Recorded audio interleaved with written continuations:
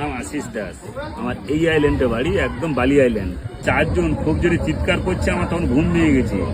ঘুম ভেঙে যেতে কাঁথাটাই সরিয়ে দেখে না বাঘ দাঁড়িয়ে আছে, চোখে চোখে পড়ে গেছি। তারপর জানতাম না বেঁচে আছি বলে পাঁজা করে কামড় মেরেছে, ফেটে গেছে, আমি শব্দটা পেয়েছি। ইমাজিন করুন যে কতটা ভয়াবহ এই ঘটনাটা। সুন্দরবনে গহীন জঙ্গলে বাঘের মুখোমুখি হয়েও কি কেউ জীবিত ফিরতে পারে? তো আজ আপনাদের শোনাবো এমন একজনের গল্প যে যমরাজের সাথে লড়াই করে ফিরে এসেছেন। নমস্কার বন্ধুরা, আমার নাম অরুতীর্থ হাজরা। আমি কিছুদিন আগে গেছিলাম সুন্দরবনে। সেখানে গিয়ে দ্বিতীয় দিন আমাদের এক এমন কাকার সাথে দেখা হয়েছিল, যেই কাকা বিগত অনেক বছর ধরে এই জঙ্গলে, গভীর জঙ্গলে যায় মধু সংগ্রহ করতে এবং মাছ ধরতে। তো প্রত্যেক দিনের মতন সেও সেদিন গেছিল মাছ ধরতে, এবং তার সাথে এমন একটা হাড়হীন ঘটনা ঘটেছিল, সেটাই আপনাদের সাথে এই ভিডিওতে তুলে ধরবো। তো ভিডিওটা পুরোটা দেখবেন, তার আগে চ্যানেলটাকে অবশ্যই সাবস্ক্রাইব করে দেবেন, কারণ এরকম ইনফরমেটিভ আর ইন্টারেস্টিং ভিডিও আপনারা ফিউচারেও দেখতে পাবেন। তো চলুন ভিডিওটা শুরু করা যাক। তো কি হয়েছিল সেদিন কাকার সাথে, কিভাবে হয়েছিল, পুরোটাই আপনাদের একেবারে কাকার মুখ থেকে শোনাচ্ছি। আমার নাম আশিস দাস। আমার এই আইল্যান্ডে বাড়ি, একদম বালি আইল্যান্ড। এই নদীর ওপারটা ধরো সুন্দরবন, একবার সুন্দরবন নদীর ওপারটাই আমার এখানে বাড়ি, এখানে জন্মস্থান আমাদের। আমি সুন্দরবনে মাছ কাঁকড়া ধরতাম। মাছ যে আমার জীবিকা ছিল মাছ ধরা, তাতেও 2-1টা কাঁকড়া আমাদের জালে পড়তো, মাছ ধরা জালে। আমি 18 বছর জঙ্গল করেছি। 2022 সালে মাছ ধরতে গিয়ে আমার বাঘের সঙ্গে লড়াই হয়। সেদিন কি হয়েছে, আমরা হচ্ছে ছোট ছোট নিজের ডিঙি নৌকা নিয়ে সুন্দরবনে মাছ ধরতে যাই, গভীর গভীর জঙ্গলে। আপনার যে বেড়াতে গিয়েছিলেন দোবাঙ্গি ক্যাম্পে গিয়েছিলেন, ওর নিচে আরো আছে একটা ধুবনি বলে একটা জায়গা, ধুবনি।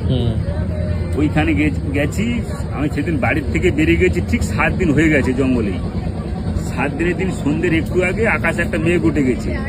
মেঘ উঠে যেতে তখন সরু খালি খালে নৌকা অ্যাঙ্কার করে দিয়েছি, ধুবনির খাল বলি আমরা।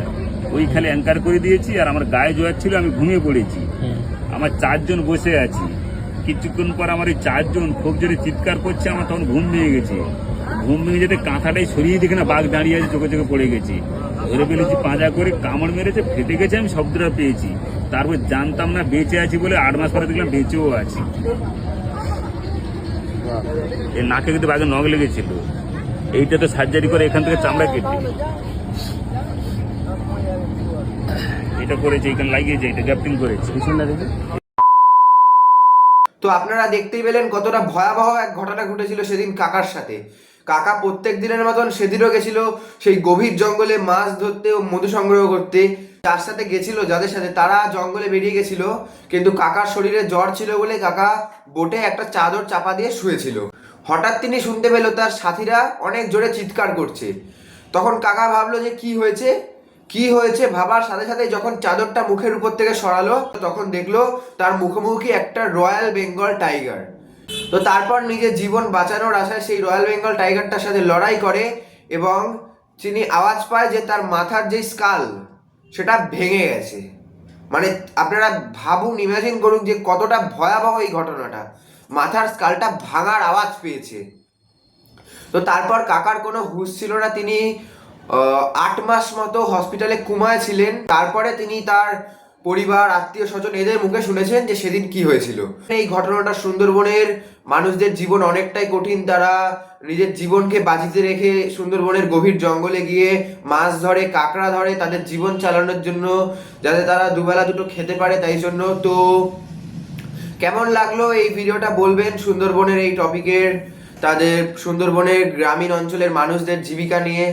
তো এই ভিডিওটা এই পর্যন্তই ছিল। ভালো লাগলে অবশ্যই চ্যানেলটাকে সাবস্ক্রাইব করে দেবে। তো দেখা হচ্ছে আবার অন্য কোনো ভিডিওতে। তো চলো, টাটা, পিস আউট।